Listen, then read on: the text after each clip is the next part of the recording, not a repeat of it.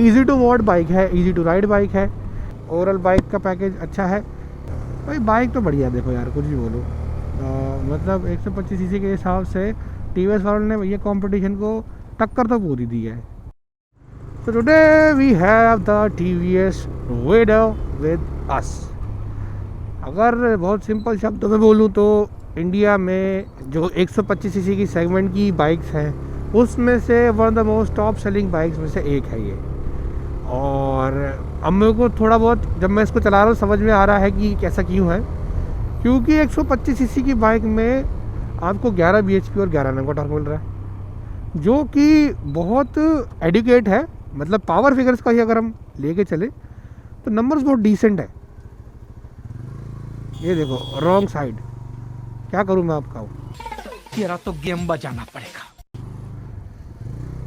Anyways हमारी बत्ती वैसे भी हरी हो चुकी है। ये सब क्या देखना पड़ रहा है? अच्छा है मैं अंधा हूँ। पावर फिगर्स की बात कर रहा था मैं। 125 सीसी की बाइक है, इसमें आपको 11 bhp और 11 Nm का टॉर्क मिलेगा। अगर वीसी टॉर्क की बात करें तो ये किक इन इनिशियली बहुत अच्छा आ रहा है, लेकिन बीच में आके कहीं ना कहीं थोड़ा सा इसका बैंड लीनियर हो जाता है। ये देखो 5000 RPM पे आते ही पकड़ लिया और अब आराम है, ठीक है।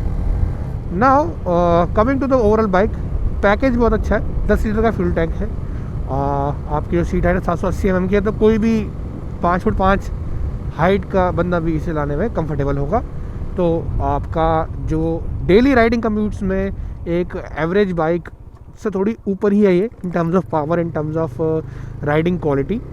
बाकी टीवीएस है तो ऑब्वियसली इंस्ट्रूमेंट क्लस्टर अच्छा मिलना ही था।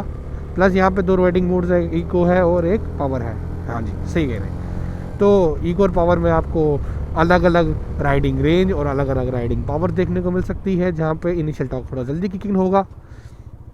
ब्रेकिंग की बात करें तो फ्रंट में आपको मिल जाता है एक डिस्क और पीछे है आपकी पावर ब्रेक्स, जो मतलब 125 सीसी के हिसाब से ठीक है।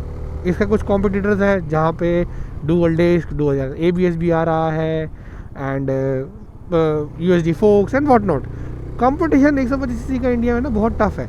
रीज़न बीइंग क्योंकि एक तो मार्केट बहुत सेगमेंटेड है, प्लस कंपटीशन में आपको प्लाटिना से लेके ये भी मिल जाएगी, जहाँ पे एक्सट्रीम 125 है, हॉर्नेट 125 है, रेडर है एंड मतलब बाइक ना वैसा है ये, मतलब ये मार्केट वैसा है क्योंकि ये मार्केट इंडिया की मास ऑडियंस को अपील करता है। रीज़न बीइंग क्योंकि ये सारी बाइक्स अफोर्डेबल कैटेगरीज में आती है और उस अफोर्डेबल कैटेगरी में एक नाम इस बाइक का भी है, क्योंकि रेडर जो बाइक है, ये बाइक टीवीएस ने ये सोच के निकाली थी कि 125 सीसी के अंदर टीवीएस अपना एक तरीके से नया जो है बेस लाइन स्टार्ट करेगी। और trust me when I tell this, TVS की जो सेल्स पर्सपेक्टिव से अगर देखा जाए, ये बाइक बहुत अच्छा काम कर रही है इन टर्म्स फॉर सेल्स, क्योंकि बाइक ने मास मार्केट को अच्छा टच किया है। चाहे आप किसी भी छोटे शहर में चले जाइए, बाइक ने आपको दिख जाएगी। Plus easy to what bike है, ईजी टू राइड बाइक है, तो वो एक बहुत अच्छा फैक्टर है। बाकी 5 गियर का ट्रांजिशन मिल जाता है आपको इसके अंदर, और nothing fancy, nothing as such that you will say कह रहे ये तो बहुत ही ख़राब है या बहुत ही अच्छा है। तो काम बढ़िया करने वाली बाइक में से एक है ये।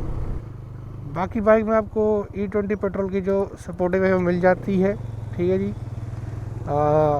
ओवरऑल बाइक का पैकेज अच्छा है। मैं इसके सीट हाइट और एर्गोनॉमिक्स से ना बहुत मतलब कंफर्टेबल हूँ। मतलब this is one of the very fine tune bikes in terms of ergonomics, in terms of chassis, जो मैं काफ़ी लोगों को रिकमेंड करने में मतलब मुझे कोई दिक्कत नहीं होगी। रीज़न बीइंग क्योंकि बाइक ओवरऑल जो है ना, एक तो मतलब पावर तो है ही है, वो तो चलो एक दूसरी बात है, लेकिन हर बंदे को ना बाइक चलाने में कंफर्ट आना चाहिए, तो वो कंफर्ट देने में जो है सक्षम है। तो आप देख सकते हैं USB चार्जिंग पोर्ट का सेटअप है इसमें दे रखा है यहाँ पे, ग्लव्स की वजह से मैं ओपन कर नहीं पा रहा हूँ। और मीटर भी आपका मतलब ऑलमोस्ट सारा कम RPM है, स्पीडो है, ओडो है, रेंज है, गियर शिफ्ट इंडिकेटर है, कौन से मोड में बाइक चल रही है वो सब है। तो इंस्ट्रूमेंट क्लस्टर भी आपका अच्छा काम कर रहा है। तो ओवरऑल भी चीज़ें बढ़िया है। लेकिन मेरे को सबसे जो इंटरेस्टिंग बात इस बाइक की ये लगी कि भैया इसके अंदर जो पावर है ना वो मतलब थोड़ा सा एक तो कंट्रोल्ड पावर है, तो क्या कहते हैं मतलब किसी को ये नहीं लगा कि हाँ यार पावर कम है ये। लेकिन जो बंदा थोड़ा एग्रेसिव चलाना चाहता है ना उसके अंदर इसका जो वो हमारा ये वाला पावर वाला मोड है वो डाल के अपना मस्त चलाए भगाए और कंट्रोल्ड इन्वायरमेंट वाला भगाए तो मज़ा आ जाएगा। बाकी पिलियन के लिए भी जो सीट दे रखी है वो सीट भी काफ़ी बढ़िया है, कंफर्टेबल है। तो सब चीज़ें मेरे हिसाब से बहुत ब्लू टिक करते हुए जा रही है भाई। बाइक तो बढ़िया, देखो यार कुछ भी बोलो मतलब 125 सीसी के हिसाब से टीवीएस वालों ने ये कंपटीशन को टक्कर तो पूरी दी है, क्योंकि सबको पता है भाई कि इंडिया में 125 सीसी का मार्केट जो है बहुत क्लटर्ड है। तो हर किसी को अपने अपने जो है कंपटीशन में कुछ ना कुछ आउट ऑफ द बॉक्स देना ही पड़ेगा। उस हिसाब से बाइक बहुत अच्छा काम कर रही है। बाकी ब्लूटूथ कनेक्टिविटी मिल जाती है इसके अंदर आपको, वो भी एक अच्छा फैक्टर है। तो वही है ना, चीज़ें सब बढ़िया हैं, ऐसी कोई दिक्कत नहीं है। आपको वही कह रहा हूँ चलाने में ये बाइक परेशान नहीं करेगी बिल्कुल भी। बस कुछ चीज़ें हैं जो मुझे इसके अंदर थोड़ी क्वेश्चन मार्क लगी कि हाँ शायद इसमें थोड़ी इंप्रूवमेंट की जा सकती, वो भी आपके साथ शेयर कर देता हूँ।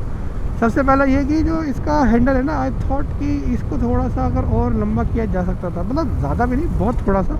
कोई एक अच्छा मतलब कोई एक ऐसा बंदा हो जो थोड़ा हाइट में लंबा हो, जिसके आर्म्स थोड़े ब्रॉड हो या हाइट थोड़ी मतलब चेस्ट साइज़ थोड़ा ब्रॉडर साइड पे हो, उसके लिए ये हैंडल थोड़ा मुझे लगता है शायद छोटा पड़ सकता है।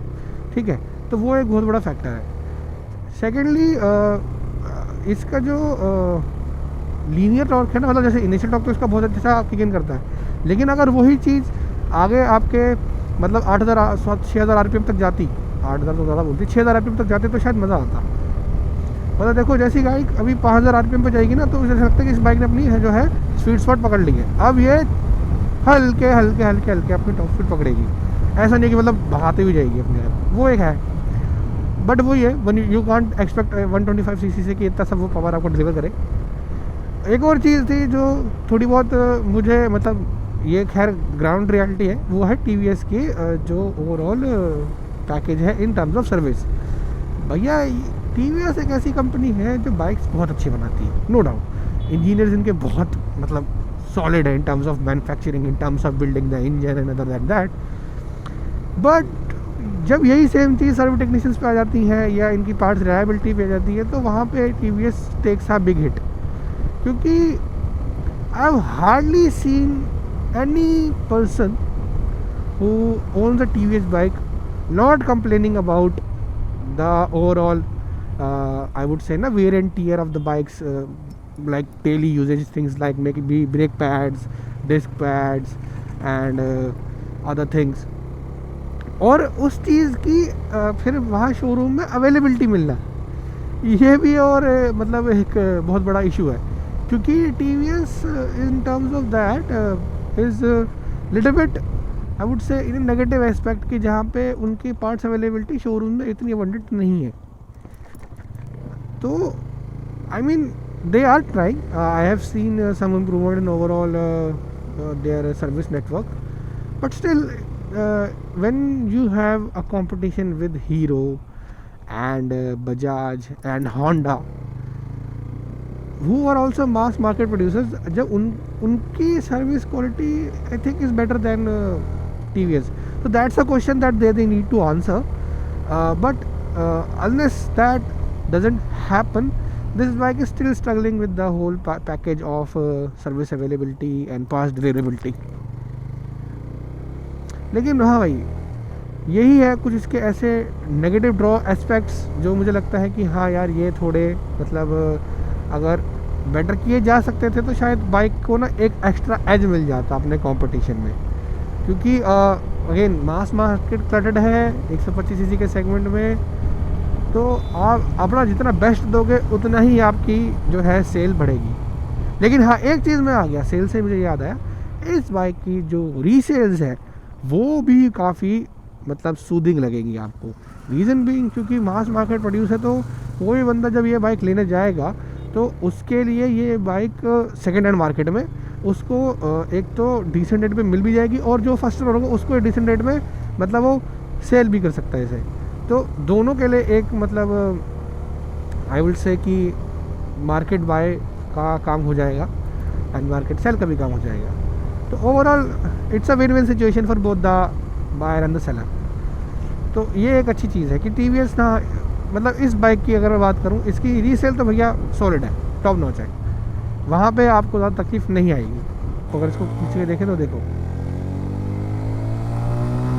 पावर पूरी आती है इनिशियल में, लेकिन वही है जैसे अब 6000 आरपीएम रहता तो बाइक ऐसा लगता है कि अब इसके साथ ज़बरदस्ती की जा रही है खींचने में इसको, जो कि मतलब you can feel in your जो वाइब्रेशंस होती है ना, जिसे हम बोलते हैं bad vibrations in the bike, that comes when you try to rev it aggressively, वो आपको 6000 आरपीएम पे दिखेंगी। और उस 6000 आरपीएम के बाद आपको vibrations in your foot PACS, in your handle bars, वहाँ पे आएगा। तो हाँ, मैं टीवीएस रेडर को बिग थम्स अप दूंगा। Okay, this was not expected. I mean, this is what is wrong with TVS. They do stuff like this and then they expect that the customer feedback will be great. Anyways, coming back to the video. So anyways, this was all about the TVS Raider. I hope आपको ये video पसंद आई होगी। ऐसे और video देखने के लिए please हमारे चैनल को सब्सक्राइब करें। बाकी स्क्रीन के इस तरफ देख रहे होंगे, आपको दिख रहा होगा एक पल्सर NS 400 का रिव्यू, आप चाहे तो उसे भी देख सकते हैं। बाकी मिलते हैं आपसे अगली वीडियो में, तब तक के लिए पीस।